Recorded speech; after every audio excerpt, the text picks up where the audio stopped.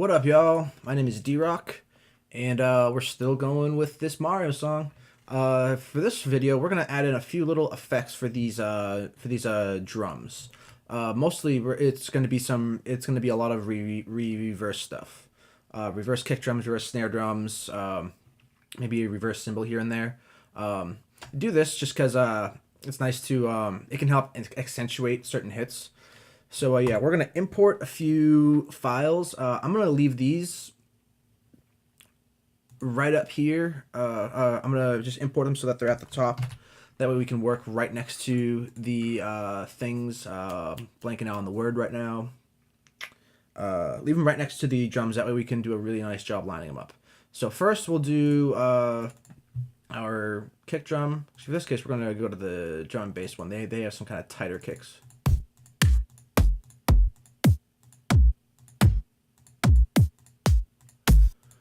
I like this one. This one should probably work. Let's move you way back up here. Sweet. I wasn't smart and I didn't align this with the thing. So we'll do a little bit of stretching. Let's make it align.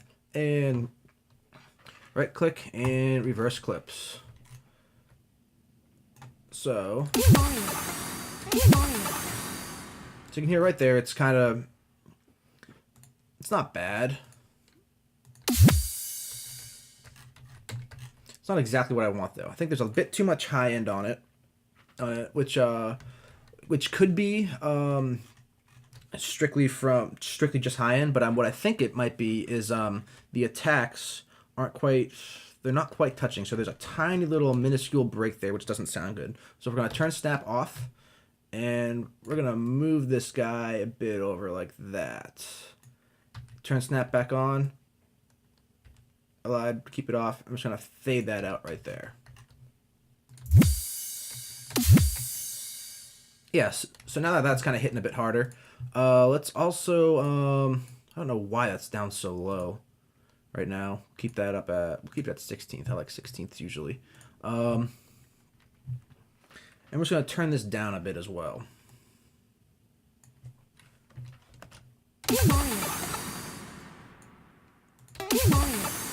Cool, now let's do a bit of EQ. We don't want a super ton of low end in this because we still want our kick drum to really hit hard. Alright, and we're also going to shove off just a tiny bit of that high end too. So just a little, it's almost like a little, what's it called, telephone effect, but super, super light.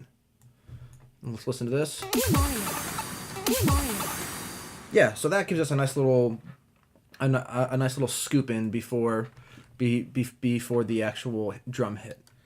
Alright, so next, let's get a snare drum in here. You know what? We're in drum and bass. Let's stick with a drum and bass snare then.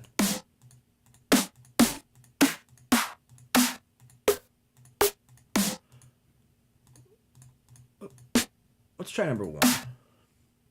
Nah. I like 3. I think 3 should work pretty well. So again, right off the bat, we're going to just reverse it. Yeah, that should work.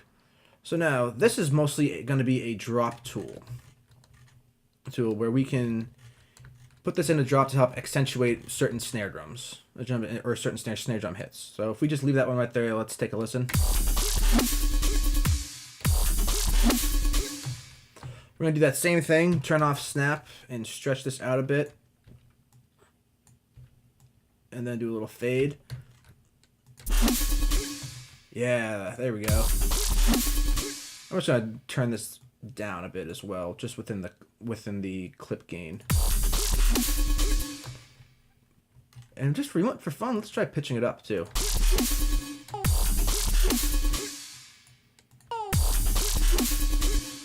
Actually, like it at 7. I like that pretty well. Then the only other thing we'll add in here is a reverse cymbal. For this one, we're gonna put it on a different track though. Just because we shelved off the high end in those other ones, so we're gonna keep it in for this one. We'll go to exclusive drums, cymbals.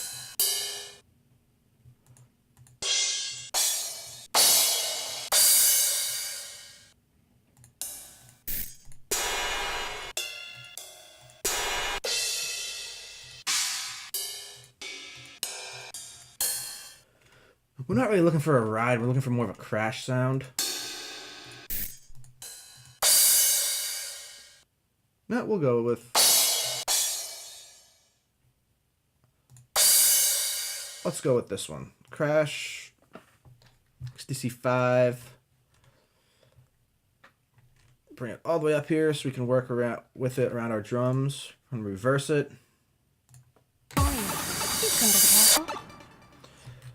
Cool, so this one has a lot of contents after it was reversed at the end of it.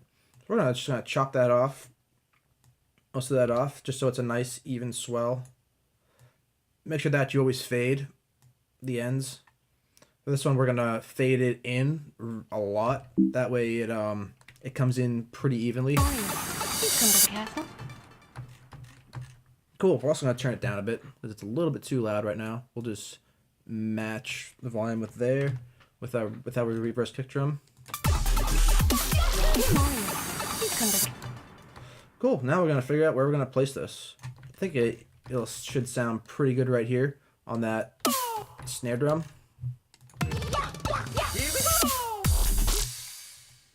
It'll probably also sound pretty good here. Yeah, I'm liking how that sounds. We're just gonna turn that down even more. That thing's still wicked loud. Here we go.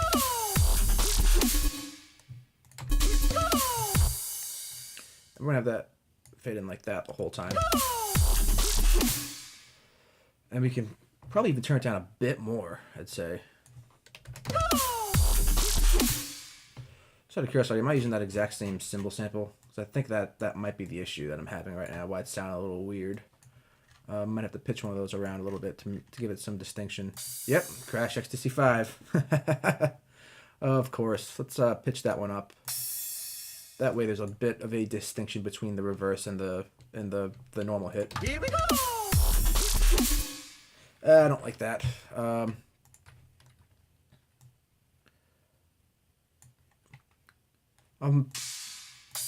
think I'll end up just changing that sample.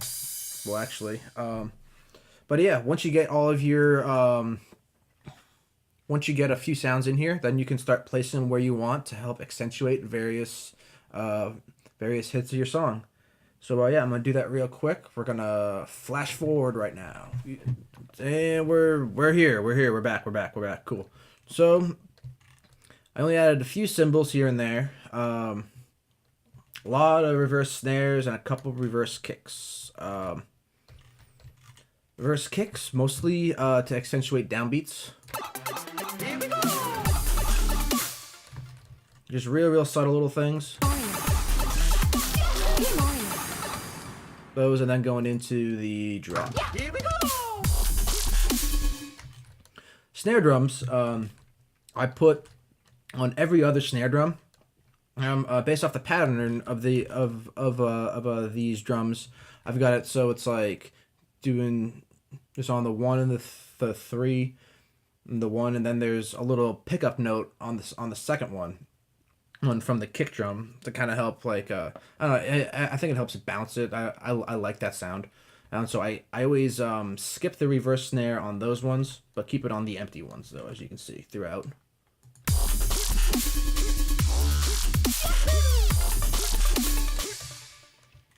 Well, and then the cymbals, I just kind of have them to fill in the breaks.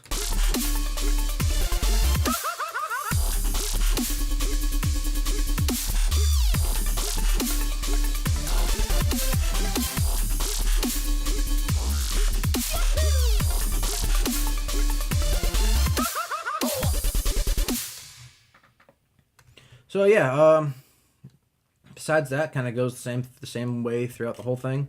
And yeah, that's how I kind of add a few little effects to a lot of songs. This one was kind of prior to when I was doing that a lot, so this one doesn't have it in it. Now it does for this remake. We'll do a save real quick, and yeah, we're gonna figure out what the next thing is gonna be to go into, because so far I have not figured out what I'm gonna do next. So yeah, stay tuned.